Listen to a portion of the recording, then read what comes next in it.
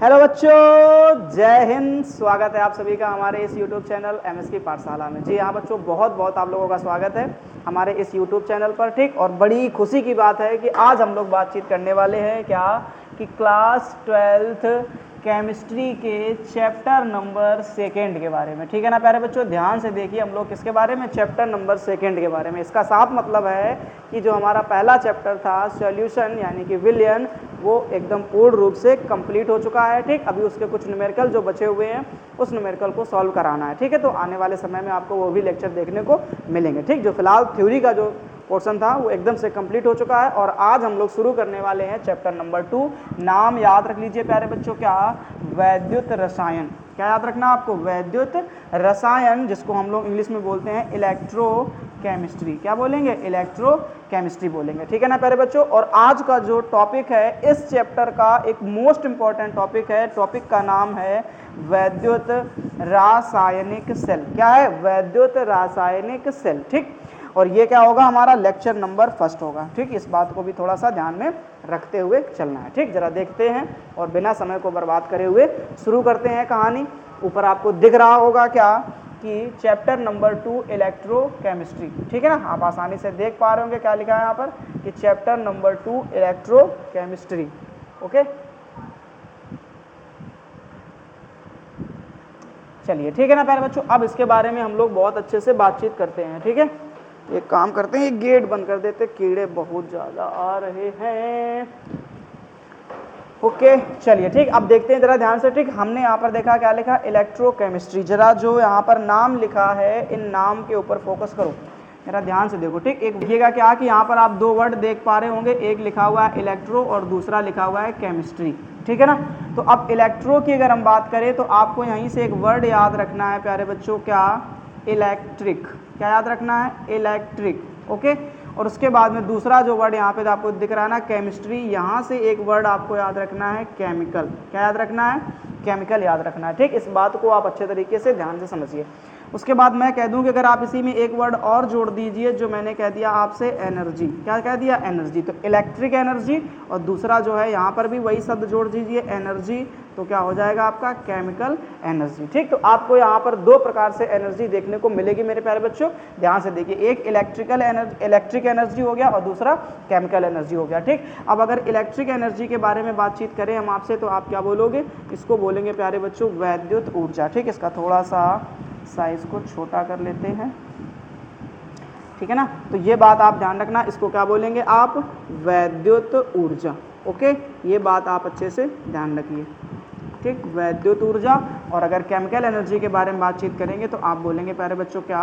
रासायनिक ऊर्जा। क्या बोलेंगे?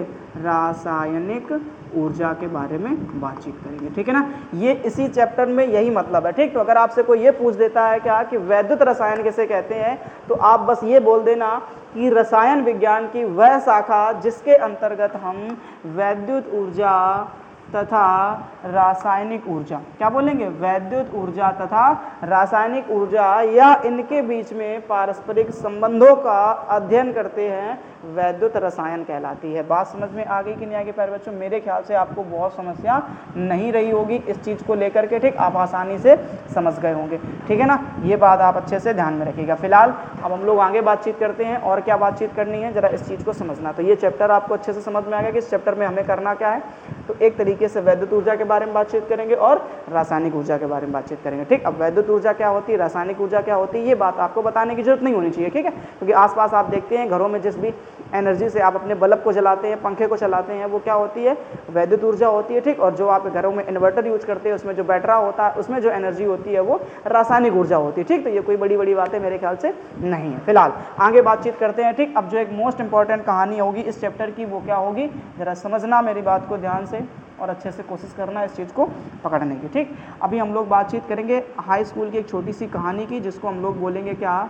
रेडॉक्स अभिक्रिया। क्या बोलेंगे? रेडॉक्स अभिक्रिया। ठीक, इस चीज़ के बारे में हर एक किसी बच्चे ने सुना होगा इसके बारे में। ठीक है ना, और पढ़ा भी होगा कभी ना कभी। ठीक, हाई स्कूल में तो इसको बहुत अच्छे तरीके से सिखाया जाता है। तो इसको हम लोग क्या बोलते हैं बच्चों?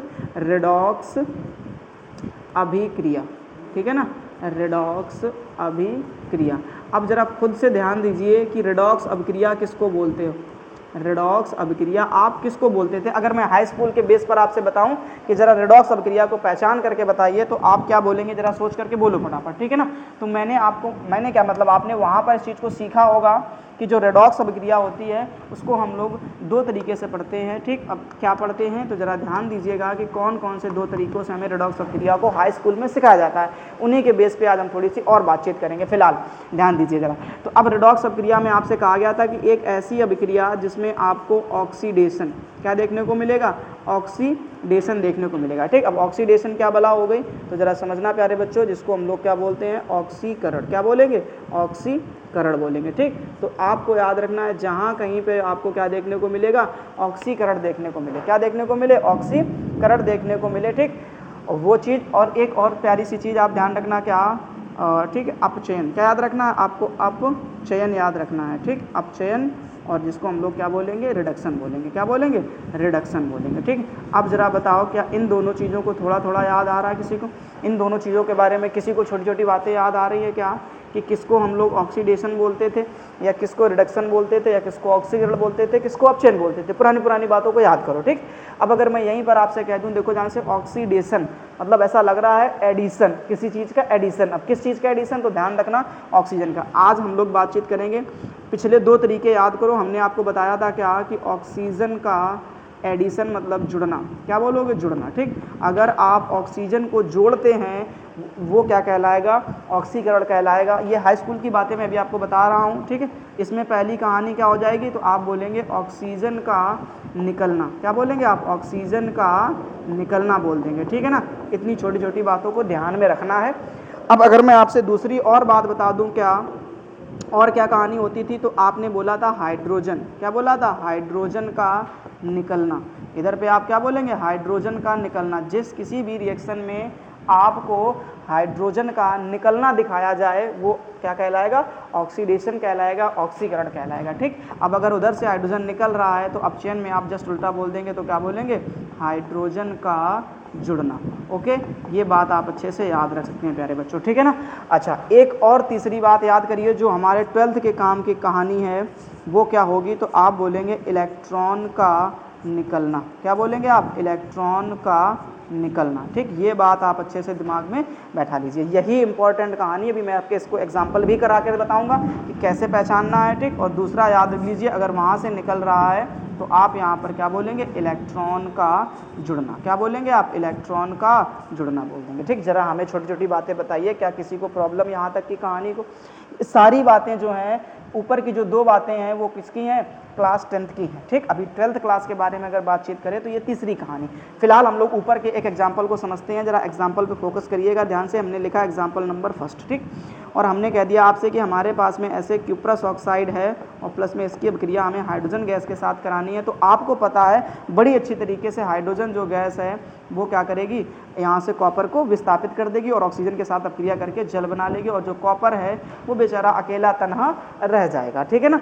अब इसकी कहानी आपको वैद्युत रासायनिक श्रेणी में आगे ही पढ़ाई जाएगी, या अगर हाई स्कूल की थोड़ी सी कहानी याद है तब तो कोई बुराई की बात ही नहीं है, ठीक। तब तो मजे की बात होगी कि आपको ये बात समझ में आ गई होगी। फिलहाल अब अगर हम आपसे कह दें, जरा यहाँ पर ध्यान से देखो, इस रिएक्शन को आप क्या बोलोगे, तो आपने देखा इसी हाइड्रोजन के साथ में कौन जुड़ रहा है, ऑक्सीजन। और जहाँ ऑक्सीजन जुड़ता है उसी को प्यारे बच्चों हम लोग क्या बोल देते हैं कि ये अब क्या हो जाएगा, ऑक्सीडेशन हो जाएगा, ठीक है ना। अब अगर मैं इसके बारे में बातचीत करूँ आपसे, तो आप देखेंगे कि यहाँ से ऑक्सीजन जो है वो क्या हो रहा है, निकल रहा है, ठीक। कॉपर के साथ में ऑक्सीजन क्या हो गया, निकल गया, निकल कर जुड़ गया जा करके, ठीक। तो अब इसको आप क्या बोल दोगे, ऑक्सीजन का निकलना क्या कहलाता है प्यारे बच्चों, रिडक्शन कहलाता है। तो ये क्या कहानी किसकी हो जाएगी, अपचयन की कहानी हो जाएगी, ठीक है ना। तो अब जब एक ही साथ में दोनों चीज़ें देखने को मिलेंगी तो आप इसको बोल सकते हो कि ये अभिक्रिया जो है वो क्या कहलाएगी, रेडॉक्स अभिक्रिया कहलाएगी, ठीक है। तो अब एक तो कहानी यहाँ से बोले भैया सब कुछ हाई स्कूल का ही पढ़ा रहे हो तो यहाँ पर हमको ये क्यों सिखा दिया ना। अब जो तीसरी बात है उस चीज़ को पकड़ो पहले ज़रा ध्यान से, ठीक। अब आपको तीसरी बात बहुत अच्छी तरीके से समझ में आ जानी चाहिए, ज़रा ध्यान देना। हमने क्या लिखा तीसरी बात में, ऑक्सीडेशन। क्या लिखा हमने, ऑक्सीडेशन लिखा, ठीक। और उसके बाद इधर पे मैं क्या लिख दूँ, रिडक्शन लिख दूँ। क्या लिख दूँ, रिडक्शन लिख दूँ। जरा दोनों बातों को ध्यान से समझना कि ऑक्सीकरण किसे कहा जाए या रिडक्शन किसे कहा जाए, ठीक। तो ज़रा ध्यान देना। अभी हमने क्या बोला था, ऑक्सीडेशन में क्या बोलोगे आप, कि जिसमें आप क्या करो, इलेक्ट्रॉन का त्याग करो। क्या करो, इलेक्ट्रॉन का त्याग करो। ठीक, अब एक मोटी बात सीख लो कि हम लोग जब इलेक्ट्रॉन को दान करते हैं तो चार्ज कैसा आ जाता है, प्लस का आ जाता है। उसके बाद यहाँ पर भी अगर पहली बात आपको समझाई जाए तो आप यहाँ पर क्या बोलेंगे, इलेक्ट्रॉन का ग्रहण। क्या बोलेंगे आप, इलेक्ट्रॉन का ग्रहण करना। ठीक, और जब आप इलेक्ट्रॉन को ग्रहण करते हो तो ये बात आपको अच्छे से पता है कि चार्ज कैसा आ जाता है प्यारे बच्चों, माइनस का आ जाता है। ठीक, अच्छा, अब इतनी सारी कहानियाँ अगर पता हैं तो ज़रा हम इसी का एग्जाम्पल आपसे पूछ दें तो ज़रा समझना। हमने आपसे कह दिया कि हम लोग एक प्यारा सा सोडियम धातु लेते हैं। क्या लेते हैं, सोडियम धातु लेते हैं। ठीक, अभी सोडियम धातु लिया आपने और इसमें सोडियम धातु से आपने एक इलेक्ट्रॉन को क्या करवा दिया, दान करवा दिया। तो आप जब एक इलेक्ट्रॉन को दान करेंगे तो चार्ज आपको कैसा दिखेगा, एक प्लस का चार्ज दिखेगा। बात समझ रहे हो ना मेरी। ठीक, अब इसी दूसरे एग्जाम्पल में मैं आपसे कह दूं कि मान लो आप कॉपर ले लो। क्या ले लो, कॉपर ले लो। ठीक, तो आपने देखा कि आपने कॉपर से कितने इलेक्ट्रॉन दान करवा दिए, 2। अब जैसे ही आपने कॉपर से 2 इलेक्ट्रॉन दान करवाए तो कॉपर के ऊपर चार्ज कैसा आ जाएगा, प्लस का आ जाएगा। बात समझ में आ रही है कि नहीं आ रही है। ठीक, अब आ रही है तो एक तीसरा एग्जाम्पल और समझ लेते हैं। हमने कह दिया आपसे जिंक, तो जिंक से आपने फिर से कितने, 2 इलेक्ट्रॉन को दान करवा दिया। जैसे ही 2 इलेक्ट्रॉन दान करवाए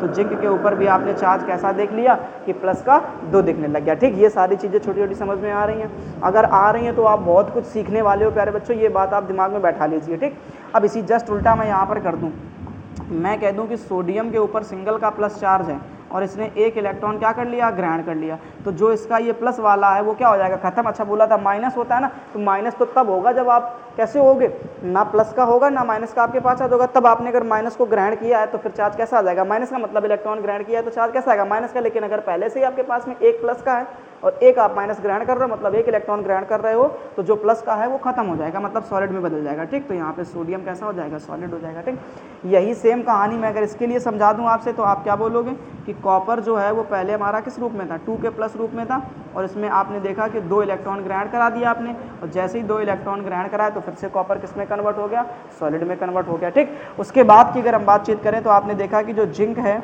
वो कैसा है, 2 का प्लस है, और फिर से आपने यहाँ पे 2 इलेक्ट्रॉन ग्रहण करवा दिए तो जिंक जो है वो किस में बदल गया, सॉलिड में बदल गया। ठीक, अब मेरे ख्याल से आपको इन दोनों बातों पर बिल्कुल भी कोई प्रॉब्लम नहीं होनी चाहिए। ठीक, आप इन दोनों बातों को अच्छे से सीख गए होंगे कि ऑक्सीडेशन क्या होता है और रिडक्शन क्या होता है। बात समझ में आ गई। ठीक, अब अगर ये बातें पल्ले पड़ गई हैं तो अभी हम लोग और थोड़ी थोड़ी बड़ी बड़ी बातों को बातचीत में करते हैं। ठीक है ना, हम आपको इस चैप्टर का थोड़ा सा बेसिक चीज़ें सिखा रहे हैं ताकि आपको आगे चलकर कोई परेशानी ना हो। ठीक, तो ये आप ध्यान रखिएगा। तो हम लोग अब बातचीत करेंगे किसके बारे में, थोड़ी सी इलेक्ट्रोड के बारे में, कि इलेक्ट्रोड किसे बोला जाए। बड़ी कहानी यहाँ पर इस चीज़ की है। ठीक, क्योंकि अभी तक पूरा चैप्टर जो है ना इसी इलेक्ट्रोड और इलेक्ट्रोड के हुई ऊपर डिपेंड करने वाला, कम से कम आधा चैप्टर तो करेगा ही करेगा। ठीक, तो अगर इलेक्ट्रोड आपसे कोई पूछ देता है कि इलेक्ट्रोड किसे कहते हैं तो क्या करेंगे आप। ठीक, तो बड़ी ही आसान सी चीज़ आपको ध्यान में रखनी है क्या, कि अब जैसे मैं यहीं पे आपको छोटा सा एक फिगर बना के दिखा दूं। मैंने कहा आपको कि ये हमारे पास में एक बीकर है। क्या है, एक बीकर है। ठीक है ना, और आप चाहते हैं कि आपने क्या करा कि यहाँ पर एक ऐसे एक कॉपर की छड़ ले ली। क्या ले ली, कॉपर की छड़ ले ली। मान लो ये छड़ किसकी है, कॉपर की है। और आपको पता है जब कोई भी सॉलिड चीज़ होती है, मतलब धातु होती है, तो उसके अंदर भर भर के क्या भरे होते हैं, इलेक्ट्रॉन भरे होते हैं। ठीक, और वो सॉलिड तभी तक रहता है जब तक उसके अंदर ये इलेक्ट्रॉन बने रहेंगे। जिस दिन ये इलेक्ट्रॉन छोड़ करके जाएंगे फिर वो सॉलिड नहीं रहेगा प्यारे बच्चों, वो किस में कन्वर्ट हो जाएगा, आयन में कन्वर्ट हो जाएगा। देखो जरा ध्यान से, ये जिंक सॉलिड था कब तक, जब तक इसके ये 2 इलेक्ट्रॉन छोड़कर नहीं गए। जैसे ही 2 इलेक्ट्रॉन छोड़कर गए वो आयन में बदल गया। बात पल्ले पड़ी। अब हम कहते हैं इसी छड़ को आप क्या बना के दिखा दो, इलेक्ट्रोड बना के दिखा दो। तो आप क्या करेंगे कि इसी छड़ को उठा करके ले आएंगे और आपने ऐसे ही एक विलयन लिया। और किस चीज़ का विलयन लिया, तो जिस चीज़ की आपने छड़ ली थी उसी चीज़ का आपने एक विलयन लिया, और विलयन ले लिया मान लो कॉपर सल्फेट। क्या ले लिया आपने, कॉपर सल्फेट। ठीक, ये छड़ भी किसकी थी, आपकी कॉपर की थी। ठीक, तो जब आपने ऐसे ही कॉपर सल्फेट के विलयन में इस कॉपर की छड़ को डुबोया, बात समझना प्यारे बच्चों, ठीक है ना, इस छड़ को आपने डुबोया, तो अब ये जो छड़ है, अब इस छड़ के ऊपर या तो प्लस का चार्ज आपको देखने को मिलेगा, या तो हो सकता है इसके ऊपर चार्ज कैसा आ जाए, माइनस का आ जाए। दोनों बातें दिखेंगी आपको, या तो यहाँ पर आपको कैसा दिखेगा, प्लस का दिखेगा, या तो क्या दिखेगा, माइनस का दिखेगा। ठीक, अच्छा, अब ये कैसे पता चलेगा प्लस का माइनस का, तो अभी हम जस्ट आपको सेल के बारे में बताएंगे तब समझा देंगे। ठीक, अभी फिलहाल इतना जान लो कि इस छड़ पर या तो 100% प्लस दिखेगा, या तो 100% क्या दिखेगा, माइनस दिखेगा। ठीक, अगर छड़ पर प्लस है तो ये बात आप ध्यान रखना कि इस विलयन के ऊपर जो है चार्ज वो कैसा होगा, माइनस होगा। अगर छड़ पर क्या है, प्लस है, ठीक। लेकिन अगर छड़ पर माइनस हो गया, मतलब इस कॉपर की छड़ पर चार्ज माइनस का हो गया, तो आप ध्यान रखना कि इस छड़ मतलब इस विलयन पर चार्ज कैसा हो जाएगा, प्लस हो जाएगा। बात समझ में आ गई है, ठीक है। तो बस इसी धनावेशित तथा ऋणावेशित छड़ को हम लोग क्या बोल देते हैं बच्चों, इलेक्ट्रोड बोल देते हैं। तो बात समझ में आएगी नहीं क्या? डेफिनेशन सुन लो ध्यान से, नोट्स में लिख लेना अपना, ठीक है, सुन करके ही, क्योंकि मैं लिखूंगा तो टाइम ज़्यादा बर्बाद हो जाएगा। सुनना ज़्यादा ध्यान से, क्या कि जब किसी धातु की छड़ को इलेक्ट्रोड बनाते हैं, जब किसी धातु की छड़ को इलेक्ट्रोड बनाते हैं तो उसे उसी धातु के लवण विलयन में डुबो देते हैं, तो उसे उसी धातु के लवण विलयन में डुबो देते हैं, जिससे धातु की छड़ पर धनावेश या ऋणावेश आ जाता है, जिससे धातु की छड़ पर धनावेश या ऋणावेश आ जाता है तथा विलयन में समान मात्रा में विपरीत आवेश आ जाता है, ठीक। और ऐसी ही धनावेशित तथा ऋणावेशित छड़ों को इलेक्ट्रोड कहते हैं। क्या कहते हैं? इलेक्ट्रोड कहते हैं प्यारे बच्चों, ठीक। ये बात आपको पल्ले पड़ गई इलेक्ट्रोड की कहानी। अब अगर हम आपसे बातचीत करें तो इलेक्ट्रोड कितने प्रकार के होते हैं, तो ये बात भी आपको ध्यान रखनी है। इलेक्ट्रोड को हम लोग बोलते हैं प्यारे बच्चों दो तरीके से, ठीक। अब किसको किसको बोला जाएगा, तो एक होता है एनोड। क्या होता है? एनोड। इलेक्ट्रोड कितने प्रकार के होते हैं? दो प्रकार के होते हैं। एक को क्या बोलते हो प्यारे बच्चों, ध्यान रखना, एनोड बोला जाता है, और दूसरे को क्या बोलते हैं, कैथोड बोला जाता है। क्या बोला जाता है? कैथोड बोला जाता है। ये चीज़ सबको समझ में आ गई कि नहीं आ गई? एक को क्या बोलोगे आप, एनोड बोलेंगे, और एक को क्या बोल देना, कैथोड बोल देना, ठीक। अब बड़ी बात तो ये होती है कि एनोड किसको कहा जाए, और बड़ी बात तो ये होती है कि कैथोड किसको कहा जाए।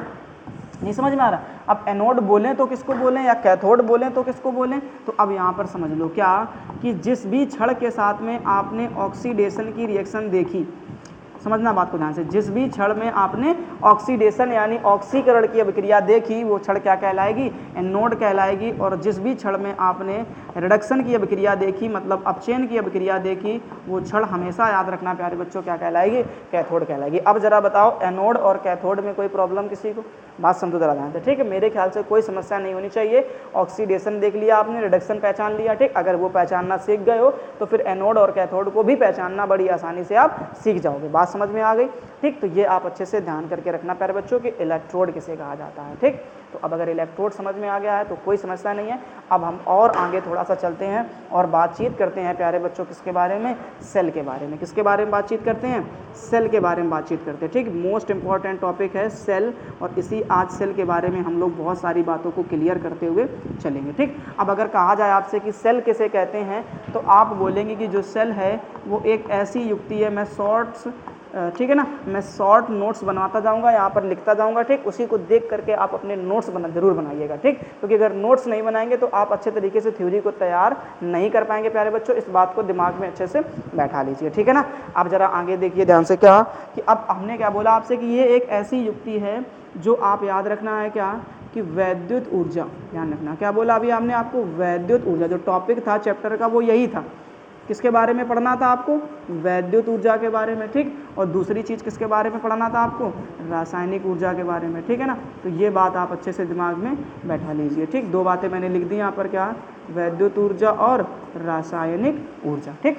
तो आप क्या बोलेंगे कि ये सेल जो है वो एक ऐसी युक्ति है जो वैद्युत ऊर्जा को रासायनिक ऊर्जा में बदल देती है। क्या कर सकती है? वैद्युत ऊर्जा को रासायनिक ऊर्जा में बदल सकती है, और रासायनिक ऊर्जा को वैद्युत ऊर्जा में बदल सकती है। बात समझ में आ गई कि नहीं आ गई, ठीक।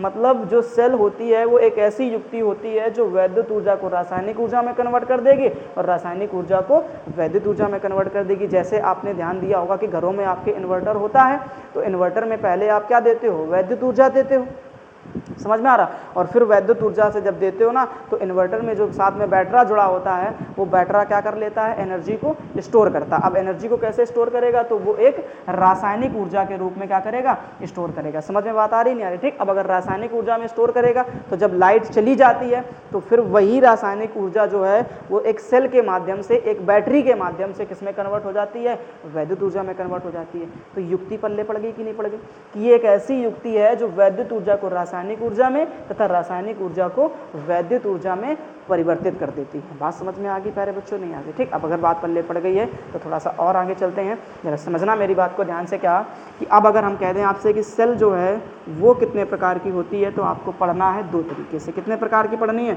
दो प्रकार की पढ़नी है, ठीक। ध्यान रखना, वैद्युत रासायनिक सेल। याद रखना क्या पढ़ेंगे आप, वैद्युत रासायनिक सेल, ठीक है ना। इस चीज़ को आप अच्छे से दिमाग में बैठा लीजिए कि हम लोग किसको पढ़ने वाले हैं प्यारे बच्चों, वैद्युत रासायनिक सेल के बारे में। एक ये कहानी हो गई, दूसरी कहानी समझ लीजिए।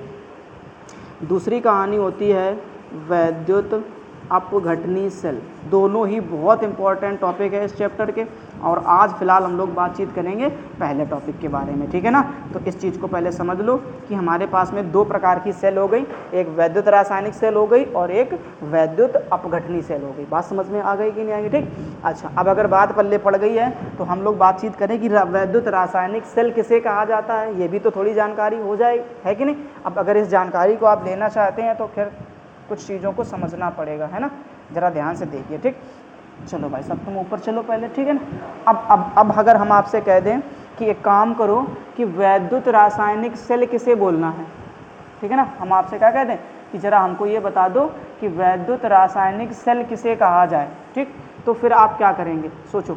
अब अगर आपसे कोई ये डेफिनेशन पूछ दे कि ज़रा हमको ये बता दो कि वैद्युत रासायनिक सेल भैया किसको बोलेंगे, तो बहुत ही आसान सी चीज़ है, इसका नाम देखो ज़रा ध्यान से। नाम में पहले वैद्युत शब्द दिख रहा है और बाद में क्या दिख रहा है, रासायनिक शब्द दिख रहा है। ऊर्जाएं भी दो हैं, वैद्युत ऊर्जा और रासायनिक ऊर्जा। तो करें क्या, ठीक। तो कुछ नहीं, बड़ी याद रखना, जो दिख रहा है सो होगा नहीं, जो छिपा हुआ है वही होगा। मतलब जो बाद में है उसे पहले लिखना। मतलब ध्यान रखना कि आप इसमें देखेंगे कि रासायनिक ऊर्जा से किसमें कन्वर्ट करना है, वैद्युत ऊर्जा में कन्वर्ट कर देना। किसमें कन्वर्ट कर देना प्यारे बच्चों, वैद्युत ऊर्जा में कन्वर्ट कर देना, ठीक। अब जरा बताओ हमको कि यहाँ तक किसी को कोई समस्या क्या, सोच करके देखो प्यारे बच्चों, बहुत आसान सी चीज़ है। आपने सेल को पढ़ा, वैद्युत ऊर्जा से रासायनिक ऊर्जा में, रासायनिक ऊर्जा से वैद्युत ऊर्जा में। अब दो प्रकार की सेल हो गई, वैद्युत रासायनिक सेल और वैद्युत अपघटनी सेल, ठीक है ना। तो अब हमारे पास में दो प्रकार की सेल हो गई। अब हमने क्या बोला, वैद्युत रासायनिक सेल, तो इसका एक ही तो काम हो सकता है। तो अब एक काम क्या है कि रासायनिक ऊर्जा को किसमें बदल देगा, वैद्युत ऊर्जा में बदल देगा। ये चीज़ पल्ले पड़ गई। अब अगर ये चीज़ पल्ले पड़ गई है तो हम लोग और इसके बारे में बातचीत करते हैं कि इसके और क्या क्या नाम हो सकते हैं, ठीक है। तो याद रखना, इसी वैद्युत रासायनिक सेल को ही हम लोग कहते हैं रेडॉक्स सेल। क्या बोल देते हैं प्यारे बच्चों, रेडॉक्स सेल बोल देते हैं, ठीक। और इसी का एक और नाम याद रख लीजिए, वोल्टीय सेल भी बोल देते हैं। क्या बोल देते हैं, वोल्टीय सेल, ठीक। छोटी छोटी बातें हैं, छोटे छोटे से नोट्स हैं, आपको बनाते जाना, ये सारे पॉइंट अपने नोट्स में लिखते जाना है। और इसी को ही बोला जाता है गैल्वेनिक सेल। क्या बोला जाएगा, गैल्वेनिक सेल बोला जाएगा, ठीक। अभी ज़रा बता दो कि क्या इन तीनों नाम को आप नहीं याद कर सकते हो, इस वैद्युत रासायनिक सेल के और तीन नाम आप नहीं याद कर सकते हो, रेडॉक्स सेल, वोल्टीय सेल और गैल्वेनिक सेल, ठीक।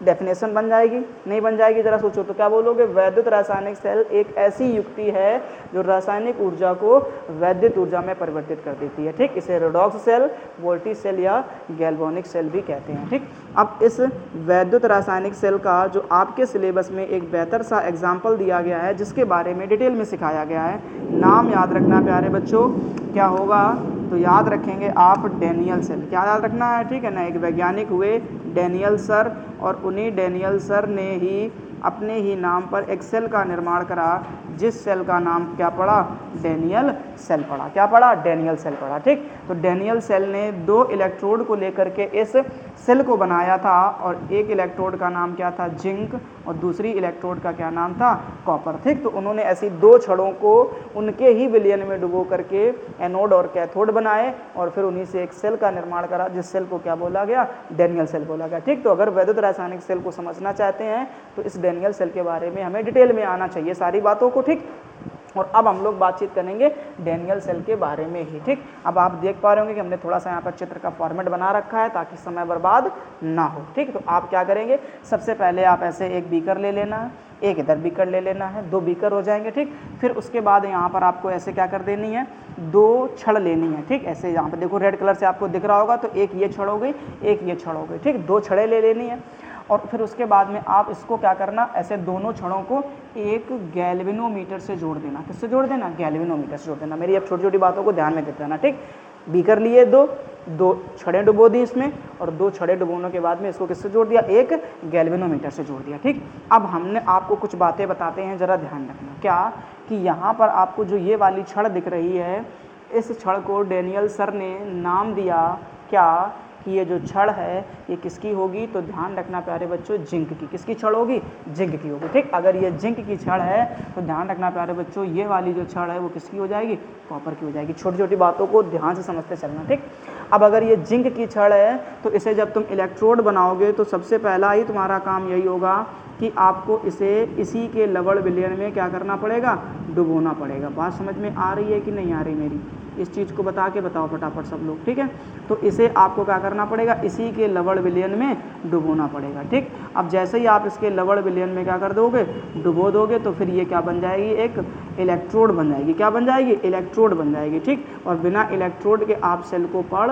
नहीं सकते हो, इसलिए सबसे पहला हमने आपको यही बताया कि इलेक्ट्रोड कैसे बनाए जाएंगे। ठीक, तो इलेक्ट्रोड बनाने के लिए हमने आपको क्या बोला था कि जिस भी किसी छड़ को आप क्या बनाना चाहते हैं, इलेक्ट्रोड बनाना चाहते हैं, तो आप उसी छड़ के लवण विलयन में डुबो दीजिए। क्या कर दीजिए, उसी छड़ को उसी के लवण विलयन में डुबो दीजिए। हमने आपसे कह दिया इसको आपने किस में डुबो दिया, जिंक के सल्फेट में, क्योंकि ये जो छड़ है वो किसकी है, जिंक की छड़ है। ठीक, उसके बाद फिर हमने आपसे कहा कि ये जो कॉपर की छड़ है तो आप क्या करेंगे, इसको कॉपर के विलयन में डुबोएंगे। बात समझ में आ रही है थोड़ी थोड़ी कि नहीं आ रही है मेरी, ज़रा सोचो।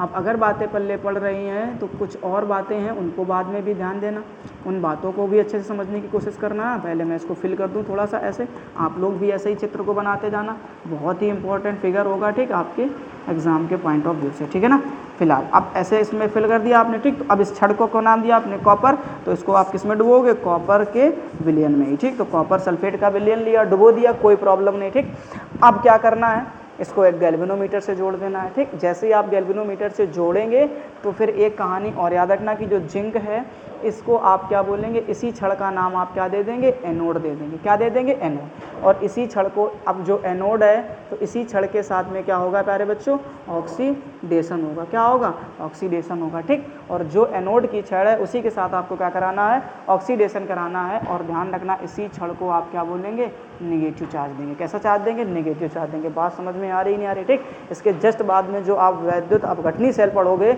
उसमें देखोगे कि जो आपका जो जिंक है, सॉरी हाँ, यही जो एनोड है इसके ऊपर चार्ज कैसा दिखेगा, प्लस का। अंतर दोनों में सिर्फ इतना ही है, बाकी कुछ खास नहीं समझ में आएगा, कल आपको पढ़ाया जाएगा। ठीक, फिलहाल अब इसको आपने क्या नाम दिया है, कॉपर की छड़। ठीक, तो आप इसको बोलेंगे प्यारे बच्चों कैथोड। क्या बोलेंगे, कैथोड बोलेंगे। ठीक, और हमने क्या बोला, कैथोड किसे कहा जाता है, जिसके साथ में आप क्या कराते हो, रिडक्शन कराते हो, अपचयन करा देते हो। बात समझ में आई कि नहीं आई। अब अगर रिडक्शन कराओगे तो इस पे ऊपर चार्ज कैसा लिख लेना बेटा, प्लस का लिख लेना। ठीक, इतनी सी बात समझ में आ गई कि नहीं आ गई।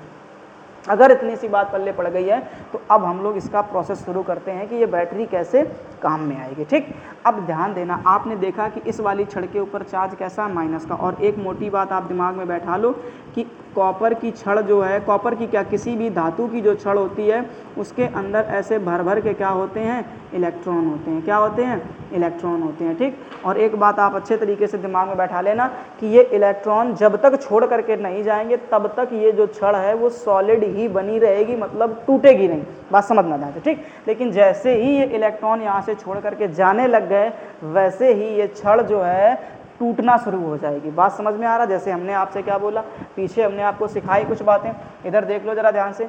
जो सोडियम था वो सॉलिड था, लेकिन जैसे उसने एक इलेक्ट्रॉन को दान किया वो किस में कन्वर्ट हो गया, आयन में कन्वर्ट हो गया। ठीक, बस यही कहानी आपको इस वाले में भी समझनी है और ध्यान से समझना जरा ध्यान से। ठीक, क्या बोला मैंने कि ये जो छड़ है वो किस चीज़ की बनी है, जिंक की बनी हुई। ये बात तो सबको तय है ना, ये छड़ जो है वो किसकी बनी हुई, जिंक की। ठीक, अब इस जिंक के 2 इलेक्ट्रॉन किसी तरीके से मान लो बुरा मान जाए, ठीक है ना, किसी तरीके से क्या मान जाए, बुरा मान जाए। ठीक, बोले अब हम तुम्हारे साथ में नहीं रहेंगे। अब अगर नहीं रहेंगे तो क्या बोलोगे आप कि ये जो है वो इधर की तरफ जाएगी। ठीक, अब यहाँ से जो इलेक्ट्रॉन हैं वो निकल करके जाएंगे, तो इलेक्ट्रॉन की दिशा थोड़ी थोड़ी आपको समझ में आने लगी कि कहाँ से है, एनोड से कैथोड की तरफ है। इतनी चीज़ पल्ले पड़ गई। अब जैसे यहाँ से इलेक्ट्रॉन निकले तो ज़रा सोच समझ करके जवाब देना कि यहीं से एक मॉलिक्यूल टूटेगा, और किस चीज़ का टूटेगा, तो सबको पता है जिंक के 2+ का। याद रखना ना, जो मॉलिक्यूल टूटने वाला है वो किस चीज़ का टूटेगा, जिंक के 2+ का। अरे बन जाओ यार। ठीक, तो यहाँ पे ध्यान रखना, थोड़ी जगह की समस्या, इसलिए जो है वहाँ पे 2 नहीं बनना, मैं यहाँ बना के चिपका देता हूँ जा करके वहाँ पे, ठीक। तो इस चीज़ को आप समझ लो ध्यान से कि जिंक के आपको कैसा चार्ज देखने को मिलेगा, 2 का प्लस देखने को मिलेगा। ये चीज़ आपको पल्ले पड़ी कि नहीं पड़ी, ठीक। अब इतनी चीज़ ध्यान से देखो। अब जैसे ही ये जिंक का 2 प्लस, अच्छा ज़रा सोच करके देखो, ठीक, कि इसके अपने लोगों ने ही ना, इंसान तब टूट जाता है जब उसके अपने ही छोड़ करके चले जाते हैं, ठीक। जब तक इलेक्ट्रॉन उसके अंदर थे तब तक कोई प्रॉब्लम नहीं थी, लेकिन जब अपने ही धोखा दे करके चले जाते हैं तब इंसान सच में टूट जाता है, ठीक है। अब इस बात को लेकर के जब अपने धोखा देते हैं तो छोटी सी एक कविता याद आ गई, 4 लाइनें याद आ गई, ज़रा सुन लीजिए ध्यान से ना, फिर हम लोग इसके बारे में बातचीत करेंगे, ठीक। क्या कि बुरा नहीं हूँ मैं, बुरा नहीं हूँ मैं, मेरी भी अपनी कहानी है, बुरा नहीं हूँ मैं, मेरी भी अपनी कहानी है। ये जो बदला बदला देख रहे हो मुझे, ये जो बदला बदला देख रहे हो मुझे, ये अपनों की ही मेहरबानी है, ये अपनों की ही मेहरबानी है। गैर तो गैर हैं, गैरों से कैसी गिला, गैर तो गैर हैं, गैरों से कैसी गिला, पर अपने तो अपने हैं, पर अपने तो अपने हैं, फिर भी अपनों से क्या मिला, फिर भी अपनों से क्या मिला, ठीक है ना। तो यही कहानी इनकी भी है कि ये गैर तो गैर थे ही थे, उनसे ही क्या ही बातें करना, लेकिन ये जब अपने छोड़ करके चले गए तो ये किसमें टूट गया, जिंक का 2 प्लस, ठीक। अब जब इंसान टूट जाता है तो फिर वो सोचता है कि यार अब इस धरती पे कुछ बचा ही नहीं है ना, हम क्या करते हैं, मरने की तरफ चलते हैं, ठीक। तो एक बात आप मोटी मोटी समझना कि ये जिंक ने छलांग लगा दी और इस विलयन में, किस विलयन में, जिंक के सल्फेट वाले विलयन में आकर के कूद गया। बात समझना ध्यान से, ठीक। तो जैसे ही आपने देखा तो आप क्या लगता है कि 2 इलेक्ट्रॉन छोड़ कर गए। अब जरा ऐसा समझ लो कि लगातार यहाँ से उसको 2-2 के पेयर में इलेक्ट्रॉन छोड़ छोड़ कर क्या कर रहे हैं, जा रहे हैं, ठीक। तो अब आपको एक मोटी मोटी बात समझ में आ रही होगी कि यहाँ पर आपको, ठीक है ना, एक बार ये काम करते हैं, समझना है ना, जुगाड़ थोड़ी सी, क्योंकि अब है कोई चीज़ है ना तो उसको भी अपना लो। तो जिंक का 2 प्लस, ठीक। अब इसको क्लोन बना बना करके अपन ना सेट कर लेते हैं वहाँ पर, ठीक है। थोड़ा सा ध्यान देना, ऐसे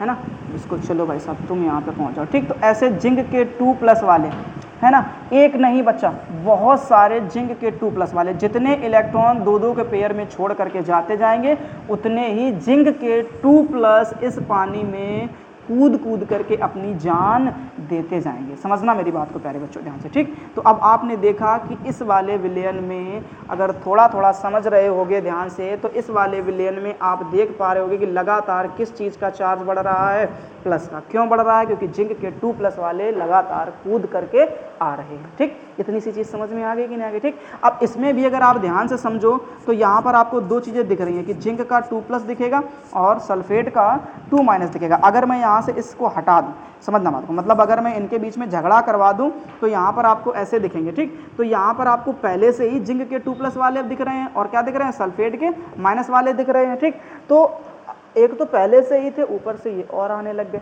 ठीक। तो इसके ऊपर चार्ज कैसा हो गया, प्लस का बढ़ता जा रहा है लगातार। इस विलयन के छड़ पे चार्ज कैसा था, माइनस का, तो इस विलयन पे चार्ज कैसा आ रहा, प्लस का। यही तो बताया था, अगर छड़ माइनस की तो चार्ज कैसा, प्लस का, ठीक। यहाँ पे आ जाओ प्यारे बच्चों, ठीक। अब क्या हुआ कि वही जो इलेक्ट्रॉन, वैसे तो इसमें भी पहले से ही इलेक्ट्रॉन भरे थे, मेरी बात को समझना, इसमें भी पहले से ही क्या भरे पड़े हैं, इलेक्ट्रॉन भरे पड़े हैं, ठीक। लेकिन कुछ ऐसी कहानी है, समझना, कि मान लो बहुत खूब भरे बेचाकस, ठीक, कोई प्रॉब्लम नहीं, लेकिन यहाँ से 2 इलेक्ट्रॉन जो निकले थे वो इलेक्ट्रॉन यहाँ पर आ गए, वो दोनों के दोनों इलेक्ट्रॉन कहाँ आ गए, इस वाले विलयन में आकर के चिपक गए, ठीक। तो अब क्या लगता है आपको कि इस छड़ के ऊपर चार्ज कैसा आना शुरू हो जाएगा, माइनस का। जैसे ही इस छड़ के ऊपर चार्ज माइनस का शुरू हो जाएगा तो इन दोनों के ऊपर बवाल, कि कॉपर का यहाँ पर आपको क्या देखने को मिलेगा, 2 का प्लस, और सल्फेट का क्या देखने को मिलेगा, 2 का माइनस, ठीक। और ये केवल एक नहीं होगा प्यारे बच्चों, इस बात को भी समझो कि केवल अगर मैं यहाँ पर तुमसे कह दूँ कि एक होगा तो ये एक नहीं होगा, ये बहुत सारे होंगे आपको, ठीक। ये जो आपको कॉपर के 2 प्लस दिख रहे हैं ना, ये यहाँ पर भर भर के देखने को मिलेंगे, और ये एक नहीं होंगे, ये बहुत ही सारे होंगे, ये बात भी समझिए ज़रा ध्यान से, ठीक। तो ये आप अच्छे से, अरे यार क्या हो रखा ना इसमें, चलो कोई प्रॉब्लम नहीं, ठीक। एक लाइन होगी बट यहाँ पर ये लाइन नहीं होनी चाहिए थी, ठीक। अगर हो गई है तो इसको हटाने की कोशिश करते हैं, चलो हट गई, ठीक। ऐसे ध्यान रखना ना। तो ऐसे भर भर के यहाँ पर आपको कॉपर के 2 प्लस देखने को मिलेंगे, ठीक। अब इस छड़ के ऊपर जैसे ही 2 इलेक्ट्रॉन आए तो यहाँ से ये एक कॉपर का मॉलिक्यूल निकलेगा और जा करके इस छड़ से चिपक जाएगा। कैसे चिपक गया, इसने 2 इलेक्ट्रॉन ग्रहण कर लिए, इसका प्लस वाला चार्ज खत्म। अब जैसे चार्ज खत्म तो चिपक गया। अब एक बार में ये हुआ तो दूसरी बार में और एक कहानी हो जाएगी, फिर दोबारा जाएगा और क्या हो जाएगा, चिपक जाएगा जा करके। ठीक है, तो ये प्रोसेस चलता रहेगा काफ़ी लंबे समय तक। और जैसे जैसे यहाँ जिंक टूटते नीचे आते रहेंगे, वैसे ही यहाँ पे कॉपर के 2+ जा करके इससे चिपकते रहेंगे। ठीक, अब ये देखो यहाँ से, अब ये तो टूट करके नीचे आ रहे हैं, तो ये जो छड़ है आपको एक समय के बाद धीरे धीरे कैसी होती नजर आएगी, पतली नजर होती आएगी। टुकड़े टूट कर गिर रहे पानी में, मतलब इस विलयन में।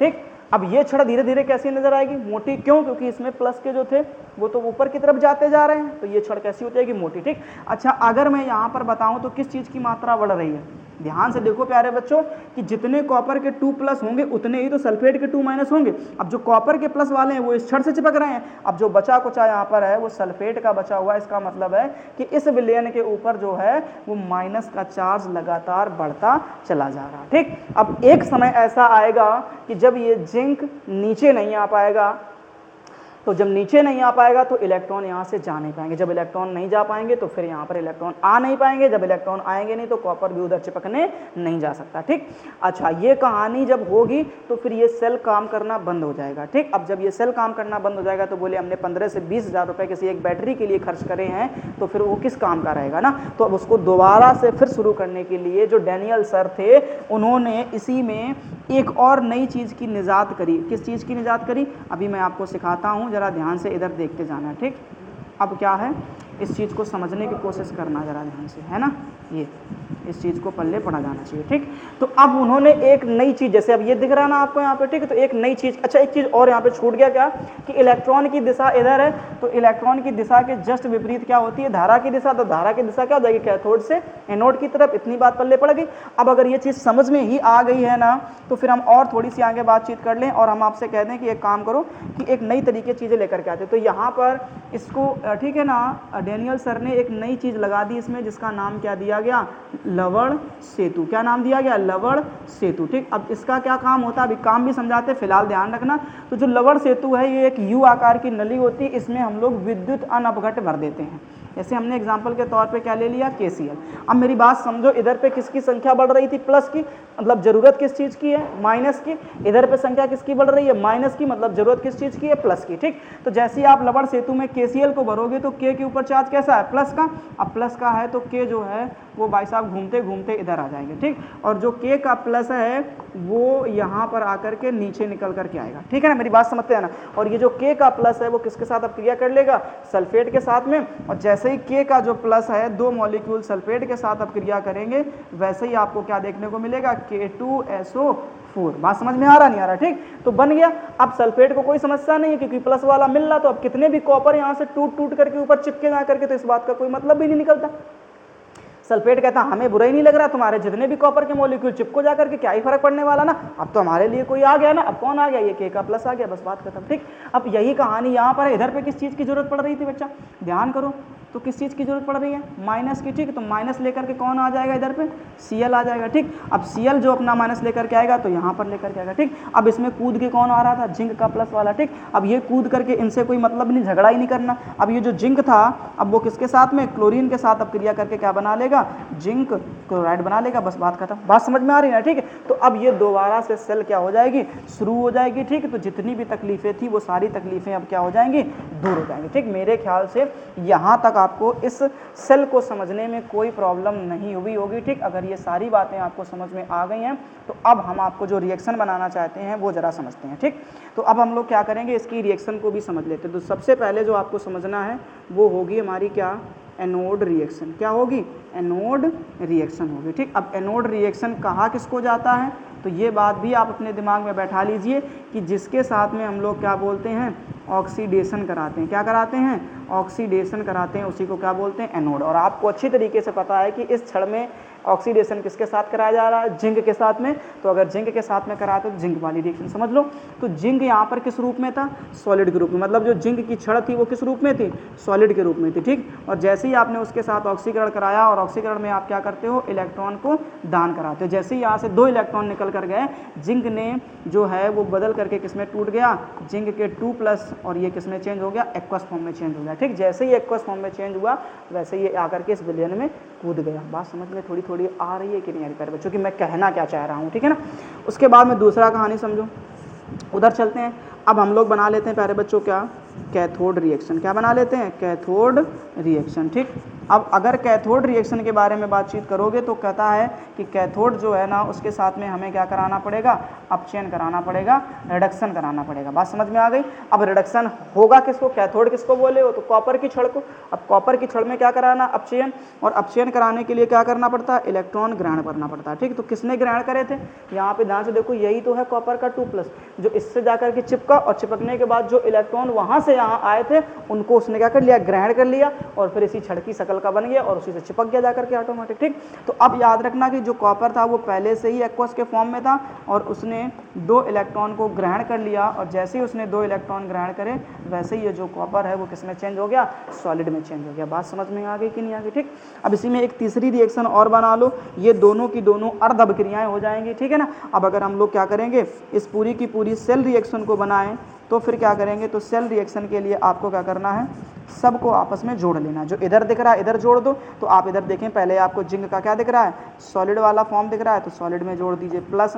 फिर आपको क्या दिख रहा है, कॉपर के 2+ का एक्वस वाला फॉर्म दिख रहा है, वो लिख दीजिए। इलेक्ट्रॉन को नहीं लिखते हैं, छोड़ देना, इधर आ जाइए। आपको क्या दिख रहा है बेटा, जिंक का 2+ दिख रहा है, किस रूप में दिख रहा है, एक्वस के फॉर्म में, और प्लस में कॉपर का जो क्या दिख रहा है वो सॉलिड का रूप दिख रहा है। ठीक, अभी ज़रा बताओ क्या कोई प्रॉब्लम किसी को, इस तरीके से समझ में आ गई कि नहीं आ गई। ठीक, इसी सेल को हम लोग एक और तरीके से लिख सकते हैं। कैसे लिख सकते हैं, ज़रा ध्यान दीजिएगा। हमने कह दिया आपसे जो जिंक है वो हमारा जिंक के 2+ आयन में बदल गया, और ऐसे सॉल्ट ब्रिज लिख देना, और जो कॉपर का 2+ था वो हमारे कॉपर के सॉलिड में बदल गया। ठीक, एक ये तरीका हो गया लिखने का, सेल को लिखने का एक ये तरीका हो गया। एक तो ये तरीका था, दूसरा ये तरीका हो गया। कोई प्रॉब्लम किसी को। ठीक, इसी सेल को आप ऐसे भी लिख सकते हैं कि जो जिंक है वो पहले किस में कूद गया, जिंक के सल्फेट वाले विलयन में, फिर सॉल्ट ब्रिज लिख देना, और उसके बाद जो कॉपर सल्फेट में जो कॉपर के 2+ आयन थे वो इस विलयन में थे, बाद में किस में कन्वर्ट हो गए, कॉपर के सॉलिड में कन्वर्ट हो गए। इस तरीके से भी इस सेल को लिखा जा सकता है। बात समझने की कोशिश करो ज़रा ध्यान से। ठीक, तो ये सारी चीज़ें आपको छोटी छोटी बातें जो है अच्छी तरीके से समझ में आ रही होंगी, मेरे ख्याल से कोई प्रॉब्लम नहीं हो रही होगी। ठीक है ना। तो ये है वैद्युत रासायनिक सेल के लिए डैनियल सेल का एक बेहतर एग्जाम्पल। ठीक, अच्छा, अब हम लोग बातचीत थोड़ी सी कर लेते हैं जो आपके एग्जाम में पूछा जाता है, लवण सेतु का क्या काम, लवण सेतु का क्या काम है। ठीक, तो आपको पहले तो ध्यान रखना जो लवण सेतु है वो है क्या, तो आप बोलेंगे कि यू आकार की एक क्या होती है, नली होती है। ये क्या होती है, यू आकार की एक नली होती है। ठीक, ये बात समझ लो ध्यान से। और इसमें जो है आप वैद्युत अन अपघट्य को भर देते हैं। क्या भर देते हैं, वैद्युत अन अपघट्य को भरा जाता है। ठीक, ये बात ध्यान रखना, या अक्रिय वैद्युत अपघट्य बोल देना, कोई समस्या नहीं है ना, इन सब चीज़ों को भर देते हैं। अब मैं अगर बातचीत करूं कि जरा हमें इसके काम बता दो कि इसके काम क्या हैं। ठीक है, तो अगर इसका आपसे उपयोग पूछा जाता है या इसके काम पूछे जाते हैं कि लवण सेतु का क्या उपयोग है या क्या इसका काम है, तो इसके 2 काम हैं, याद कर लेना। सबसे पहला काम क्या है कि आप यहाँ पर देखेंगे कि इसने क्या करा था कि पूरे के पूरे विद्युत परिपथ को पूर्ण कर दिया था। ठीक, तो ध्यान रखना कि ये आपका काम क्या करेगा, तो आप बोलेंगे विद्युत परिपथ को पूर्ण करना। क्या बोलेंगे आप, विद्युत परिपथ को पूर्ण करना। ठीक है ना, एक तो पहला काम ये हो गया कि विद्युत परिपथ को क्या करेगा, पूर्ण करना। ठीक, दूसरा काम क्या होगा, तो दूसरा काम प्यारे बच्चों होगा इसमें क्या कि विद्युत उदासीनता को बनाए रखना। क्या करना, विद्युत उदासीनता को बनाए रखना। ठीक, इसका क्या मतलब है अभी समझा देते हैं आपको हम। ठीक, विद्युत उदासीनता को बनाए रखना। ठीक, ये ध्यान रखना, बनाए रखना। ठीक, तो ये इसके 2 काम हो गए, बनाए रखना, तो ये 2 काम हो गए। ठीक, अब विद्युत उदासीनता का क्या मतलब हो गया, तो आपने देखा कि इसके ऊपर चार्ज कैसा बढ़ रहा था, प्लस का, इसके ऊपर चार्ज कैसा बढ़ रहा था, माइनस का। ठीक, तो जैसे ही आपने लवण सेतु लिया और दोनों को मिलाया, मिलाने के बाद आपने देखा कि इधर पे आ गया कौन, माइनस, बैलेंस हो गया, इधर पे कौन आ गया, प्लस, बैलेंस हो गया। ठीक, अच्छा, एक छोटी सी चीज़ छूट गई ना कि यहाँ पर आपने देखा कि ये जो लिखा हुआ है इसको क्या बोला जाएगा, तो आप ध्यान रखना, इसको हम लोग बोलते हैं प्यारे बच्चों एगार एगार जेल। क्या बोलते हैं, एगार एगार जेल बोलते हैं। ठीक है ना, ये एक लिबलिबा सा पदार्थ होता है जो आपने सेट वेट का बालों में जेल लगाया होगा अपने बाल को स्ट्रेट बनाए रखने के लिए ना, ये उसी टाइप का एक जेल होता है। ठीक, तो ऐसे ध्यान रखना। इतनी सी कहानी है, जरा बताओ क्या ये वैद्युत रासायनिक सेल की डैनियल सेल को समझने में कोई प्रॉब्लम हुई किसी को? मेरे ख्याल से तो कोई समस्या नहीं होनी चाहिए प्यारे बच्चों, आसानी से समझ में आ जाना चाहिए, ठीक है ना। तो मेरे ख्याल से आज के लिए बहुत है, ठीक, हम लोग फिर आगे बातचीत करेंगे नेक्स्ट लेक्चर में, बात को समझिए ध्यान से ना, ठीक है ना। तो आज के लिए इतना ही, जय हिंद। हम लोग फिर से मिलेंगे इसके नेक्स्ट लेक्चर में और बातचीत करेंगे वैद्युत अपघटनी सेल के बारे में, ठीक है ना, जो इस चैप्टर का एक इम्पॉर्टेंट टॉपिक होगा, ठीक है ना प्यारे बच्चों। तब तक के लिए अपना ख्याल रखना और अच्छे तरीके से मेहनत करते रहना अपने आने वाले एग्जाम के लिए।